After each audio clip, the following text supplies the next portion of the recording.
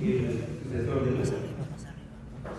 De hecho, ese fue su trabajo en la vida real. O sea, él ocupaba en la Universidad de Cambridge la misma cátedra que estaba Newton.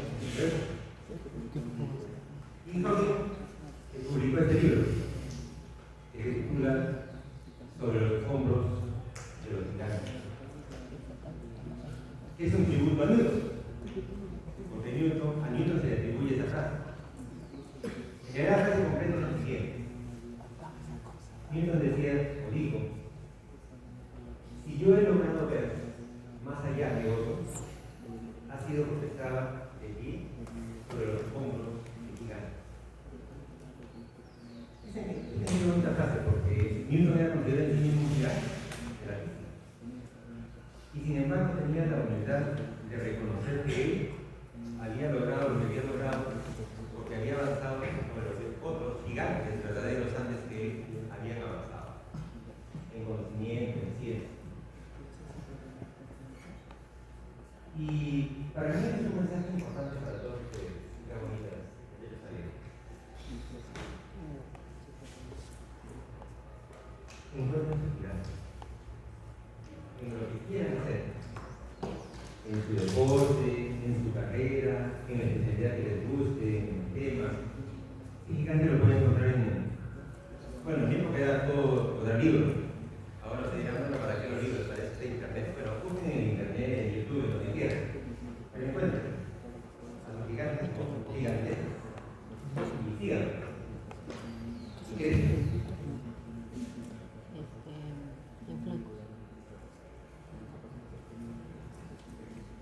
¿Qué es la querer? Así, en este momento, prima facie, ¿cómo lo definirían? ¿Qué idea tendrían de lo que creen? ¿Cómo conceptualizarían eso? ¿Qué es evidenciar ese?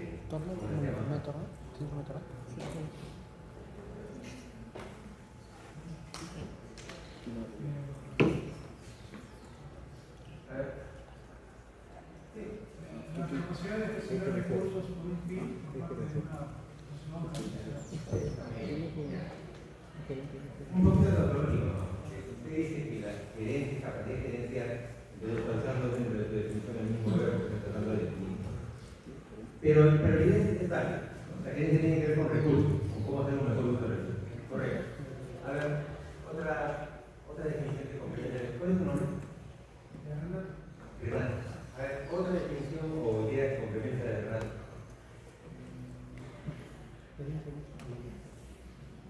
A ver, una voz femenina, ¿verdad? De balance de género, las opiniones.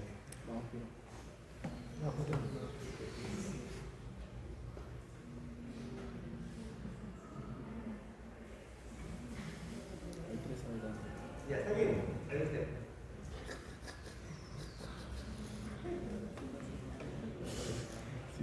Diga nomás lo mismo.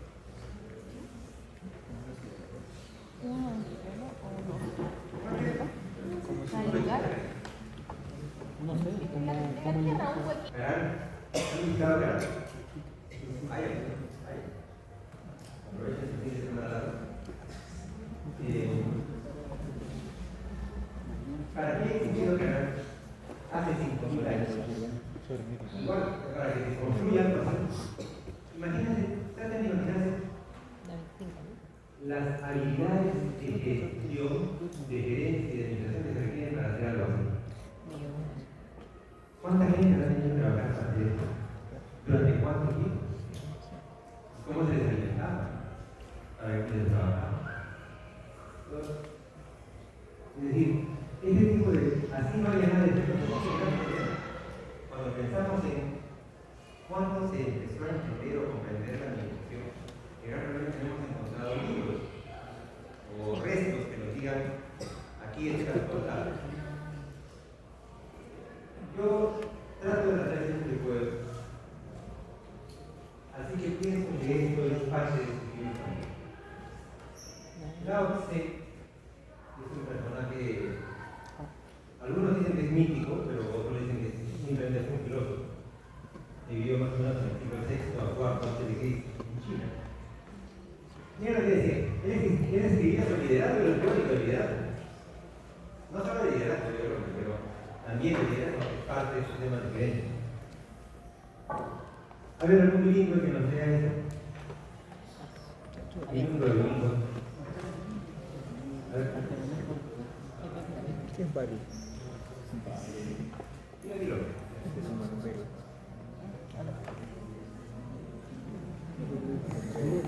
No sé leer en inglés, así que no sé modesto.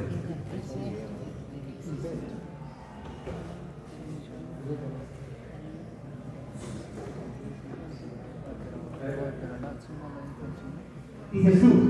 Esa es la última palabra. Claro. Cuando las personas apenas conocen que existe, cuando su trabajo está hecho, su objetivo se ha cumplido, ellos indicarán lo hicimos nosotros. Excelente, ahí está tu lista.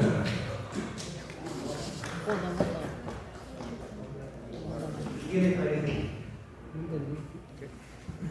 No digo la de después de clase, ¿no les parece la clase de ahora?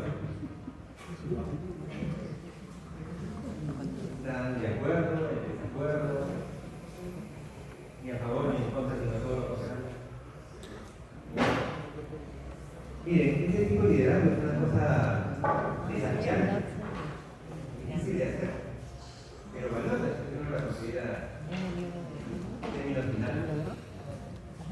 Es decir, no ser líder, aquel que quiere salir en las fotos, que la gente lo aplauda. Eso es una caricatura de líder. El líder en realidad trata de hacer que las cosas se hagan sin que él aparezca nada. Que las personas le digan, lo hicimos nosotros. Nos hemos empoderado. Si lo vemos así, entonces uno diría que ya desde hace 6 siglos antes de Cristo, a los 20 de ahora, ya antes de 6 siglos, sí había teorización sobre este tema de liderar, de gerenciar, de administrar recursos. Confucio, por si acaso, como uno dice en una reina de belleza, no creó la confusión, sino fue un filósofo muy importante en China, casi contemporáneo de Lao Tse, pero China es tan grande que había muchos filósofos buenos pero dispersos. Entonces, esa es la diferencia con Grecia. Grecia es tan chiquito que los filósofos eran una manchita, la manchita de los griegos. En cambio en China, están así a días de distancia de nosotros.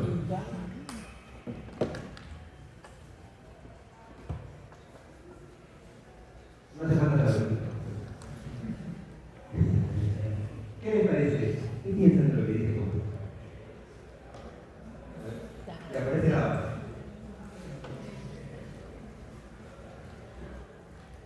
Pasa la base, compañera, para que a veces como que te despierta un poco. ¿Qué piensa de lo que decía Confucio? Él pensaba en cómo ayudar a los gobernantes que gobiernen mejor.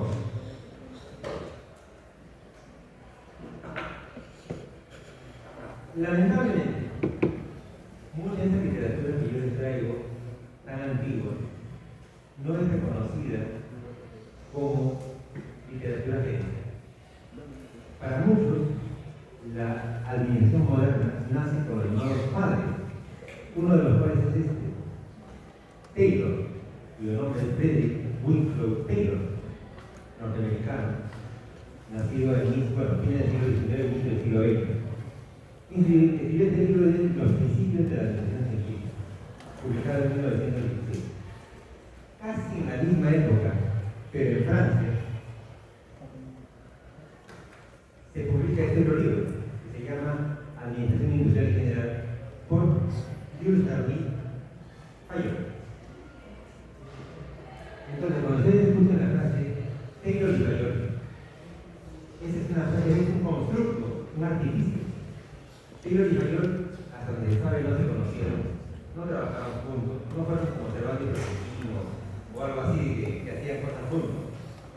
Lo que pasa es que coincidió, que escribieron cosas parecidas, cruzando el mar Atlántico, uno en Europa y uno en Norteamérica, y casi por la misma época. lo que hicieron ha marcado profundamente cómo entendemos hasta ahora la creencia. Eso lo escribió, por ejemplo, Payola. Decía que la administración tenía 5 grandes funciones. Él llamaba reunión. Miren qué bonita palabra. Cuento. Fue que significa pre. O sea, antes de yo. Y Boyón es visión, visualización. O sea, para Payol, la gerencia empieza con la previsualización. A eso le hemos llamado, o le llamamos actualmente la planificación. Pero se decía, todo empieza planeando, planificando. Efectivamente, ¿qué le llamaba fue Boyón? Y si uno lo piensa mejor, efectivamente, el punto fundamental de un plan es la visión. Con una visión clara, mucho se puede hacer. Sin una visión clara, entonces las cosas pueden ser muy complicadas. Entonces, las grandes funciones ahora conocidas como planificación o planeamiento, organización, lo que él decía coordinación y comando, se ha unificado en dirección y control. Entonces, cuando avanza la diferencia dice que comprende planificación, organización, dirección y control. Yo les recomiendo que se aprendan estas 4 palabras exactamente en ese orden. No solamente porque siempre vienen en el examen, sino porque además sabérselas y repetirlas va a hacer que se vean así eruditos total. Imagínense que ustedes llegan a su centro de salud. Le dicen, usted va a ser jefe del centro de salud. ¿Qué es lo que va a hacer, doctora? Planificar, organizar, controlar las actividades. Alternativa. Así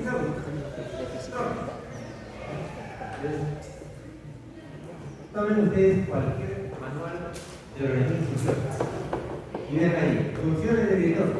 Típicamente dice planificar, organizar, dirigir, ¿verdad? Se aprenden las 4 palabras y ya avanzaron un poco. Pero eso fueron solamente los inicios. En los años 50 del siglo pasado aparecieron las primeras computadoras, que no son como esos que ustedes tienen en este momento entre las manos, que son en realidad pequeñas computadoras, realmente que están con forma de celular. Esas eran las antiguas computadoras. Pero en esa época apareció una disciplina que hasta ahora se enseña en los posgrados de administración, que se llamaba la ciencia de la gestión, y que esencialmente consiste en la aplicación de algoritmos computarizados para resolver problemas administrativos. El más simple que ustedes seguramente todos han visto, pero no sabían que es servía, son las colas en los bancos, en los supermercados. Hay un capítulo de la teoría de la se llama teoría de las colas. Y esa es la razón por la cual, por ejemplo, cuando ustedes van a un banco a hacer un trámite, generalmente hacen una sola cola. Y recién al principio ya dicen, ya vaya para acá, vaya para acá, vaya para acá. En vez de hacer una cola separada para cada ventanilla. Si uno aplica el algoritmo de teoría de las colas, esa es la mejor salida.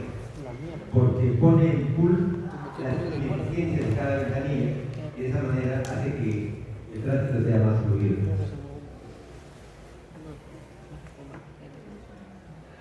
10 años después, este caballero Antonio Marrero, que no tiene nada que ver con los líneas Marrero, dijo, efectivamente, las computadoras son una gran ayuda, pero finalmente los seres humanos son humanos, no son máquinas. Este libro lo dice así, ¿no? El lado humano del empresa. Y él creó esto que se llama la teoría X, bueno, él creó la teoría Y. La teoría Y la hizo como contraposición a la teoría Y. ¿Y qué consistía la teoría X y la teoría Y? La teoría X dice más o menos lo siguiente.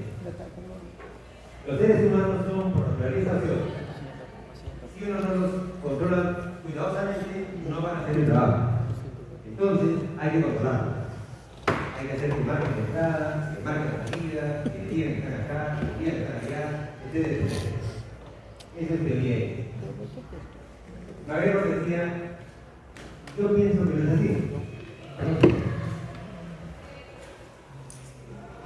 Hablando de teoría, nadie quiere. Bueno, por si no se los han contado, la universidad ha inventado un sistema de control de asistencia docente que es muy significativo, al cual uno tiene que para crecer. Es más, dicen que esta versión beta, porque la versión verdadera va a ser con GPS, para que no solamente uno marca, sino que marca donde está el cliente.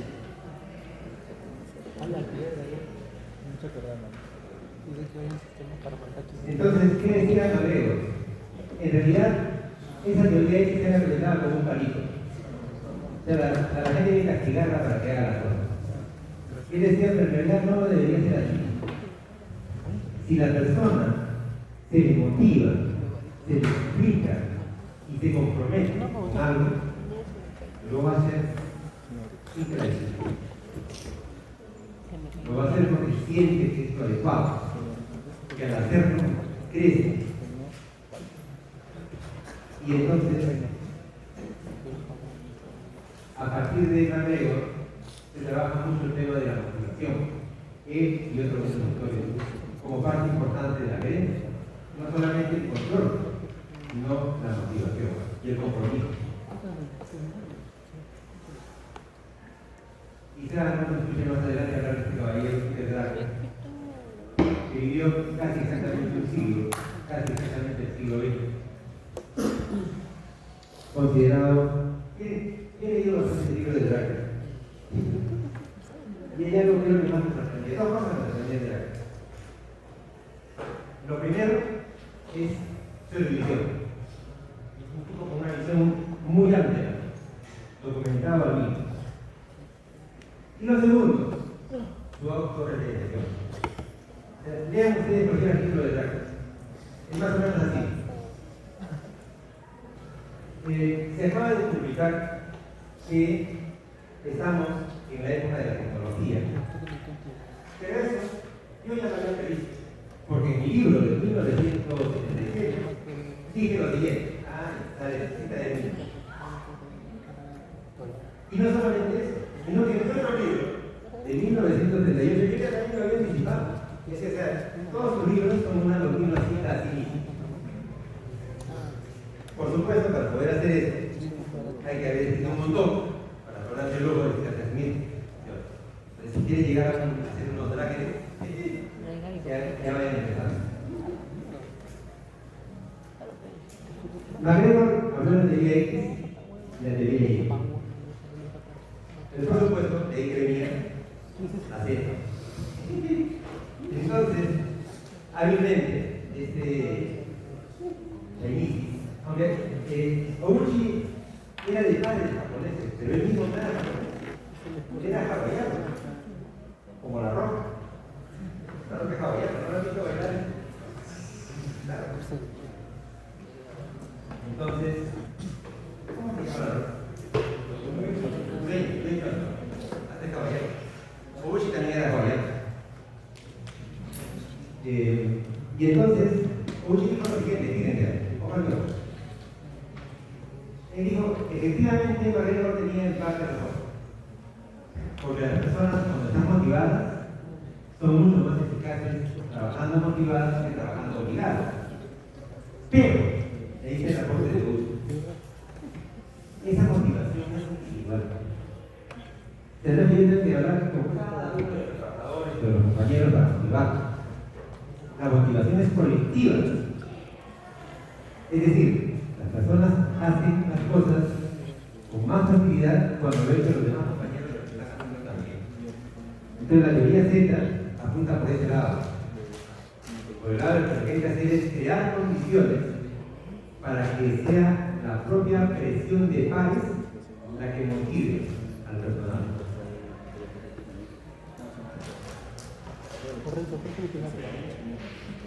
Este es lo que le digo también. extraordinario. Henry Kissinger, todavía vivo, considerado entre los vivos uno de los más grandes pensadores de ciencia actualmente. Kissinger nació en el año 79. El año 70 sustentó exitosamente su tesis doctoral como un tema así, y cuando uno lo piensa, dice, pero ¿qué fácil? ¿Cómo se le ocurre? Nietzsche dice una cosa siguiente al respecto. Él dijo, desde mayor, todos hemos dicho siempre que el rol docente es planificar, organizar, dirigir, controlar. Voy a verificar. Entonces se puso a hacer un cuadernito de notas y a acompañar a directivos de diferentes empresas estadounidenses, entre ellas también grandes hospitales, a ver qué hacían durante el día. A ver a qué hora planificaban, organizaban, dirigían. Conclusión, eso no es lo que hacemos. Y entonces él publicó un artículo en el Harvard Business Review histórico que se llama Los roles del gerente, mito y realidad. Y él dice, esto de que era planificación, organización y dirección es un mito. ¿Qué hacen en realidad? Los gerentes tienen tres tipos de roles. Roles interpersonales, roles informacionales y roles decisionales. ¿Qué hace el gerente? Es el representante, el que pone la cara, el que invita, el que está en la ceremonia, el que da la cara por la institución. Es el líder, el que dice hacia dónde hay que ir. Es también el líder, el que hace las articulaciones, las legislaciones, el que habla a nombre de la entidad, se compromete, firma contratos, convenios, etc. En lo que corresponde a la información, monitorea la información. No es casual que por eso toda comunicación oficial entra y sale de una entidad dirigido a la realidad principal. O sea, todo lo que hacemos en la facultad va a llegar. El decano no lee, jamás. No lo digo por eso. Lo digo porque lo que hacen los decanos o cualquier otro sitio es tener chutes que se encargan de eso. Leen y derivan para aquí, para allá, etc. Pero teóricamente debería estar al tanto. Y por eso también se firma todo aquello que sale, firmado por el decano o por el decano, por alguien que no monitorea la información, la disemina, la comparte y es finalmente el portador. Y en cuanto a decisiones, es el que emprende las cosas, el que maneja los problemas, el que asigna los recursos y el que negocia. Esto, como se imaginará, fue un cataclismo en el pensamiento gerencial. Porque toda la gente decía, pero entonces, ¿qué hacemos? ¿Planificación, organización, dirección y control? ¿O roles interpersonales, informacionales y disciplinares? ¿Para dónde sacó la cuestión? Muy fácil. Se dijo, una cosa son los roles del gerente y otra cosa son las funciones de la administración. Si me preguntan ustedes cuáles son las funciones de la administración, son esas cuatro: planificación, organización, dirección y control. Y los roles del gerente son 10, que son estos 10 que están acá, agrupados en 3 tipos de roles. Y con eso hicimos un poco. Y ya casi para terminar, cumplir mi tiempo asignado, que es el abogado.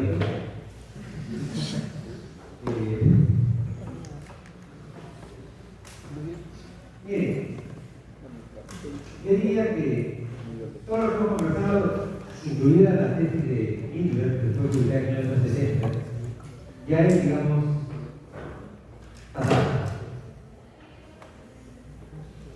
Para ver cosas actuales de gerencia, bueno, también no vayan a dormir, porque los 2000 ya están ya medio así macumberos. De los 80 para acá, y de los 80 para acá, un autor que no se debe perder es este caballero, otro Peter Hoffman. Peter Senge. Nacido en Stanford, estudió en Stanford y trabaja actualmente en el MIT, donde dirige un instituto que se llama Instituto de Gestión y Diálogo.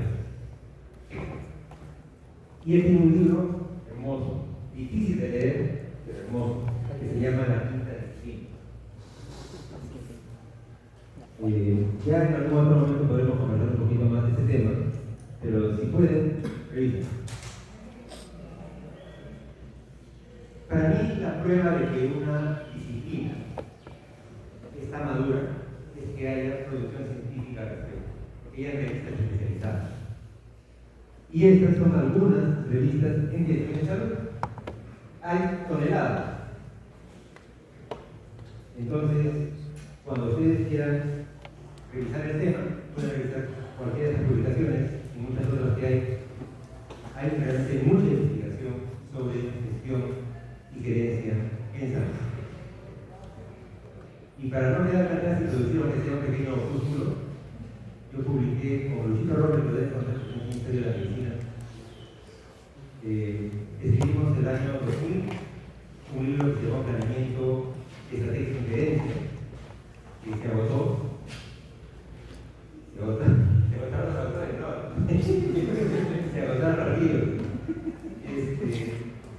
Y después, en 2009, publicamos esta que está ahí, que también es, digamos, la siguiente edición, que también se agotó.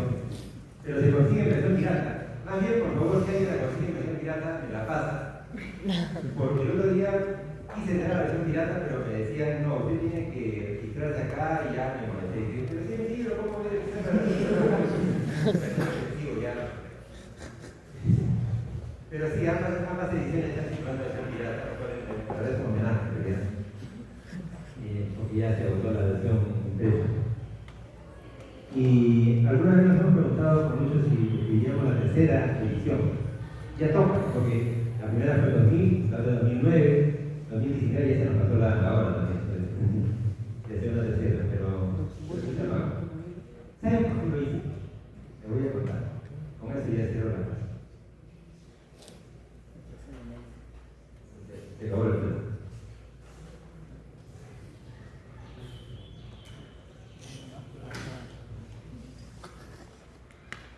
¿No te dices? Debe ser. Bueno, escribí este libro por dos razones. La primera es porque hubo un concurso de la OPS, yo coordinaba la mujer en la facultad, y hubo un concurso de la OPS, y dije me presento, porque necesitamos plata para especialistas. Vamos a presentar un concurso. Y cuando quiero ordenar los requisitos, los criterios de calificación eran tres. Primero, porcentaje de alumnos internacionales en maestría. Ni uno. Después vino uno, pero hasta ese momento no llegaba ninguno. Entonces ya, aquí no vamos a sacar ningún punto. Segundo criterio, porcentaje de graduados de su maestría. Digo, pero si no habíamos empezado, no había ni graduado todavía. Tercer criterio, libros publicados por docentes de la maestría. Y bueno, de los tres criterios donde puedo hacer un poquito de puntaje general. Así que de ahí saqué un par de libros, este es el segundo, el otro fue sobre evaluación económica. Y la segunda razón, que esa es la razón teórica, la razón práctica, es porque Luchito entró a la maestría. Y entonces, cuando acabó el curso, fue delegado. Entonces, cuando acaba el curso, Lucho me dice, Pedro, mira todo lo que han hablado, él es un formalista, mira todo lo que han hablado de tu curso. ¿Por qué no hacemos un libro? Entonces yo dije, ya tiene todo escrito que yo que no, porque lo publica todo. Entonces dije, ¡qué buena idea! Vamos a publicar entre los dos. Y lo publicamos. Saqué la primera edición y luego la segunda y la ahora es una muy buena mujer. Somos compañeros, ¿verdad? Que tenemos 40 años. Muy bien, preguntas, comentarios, dudas,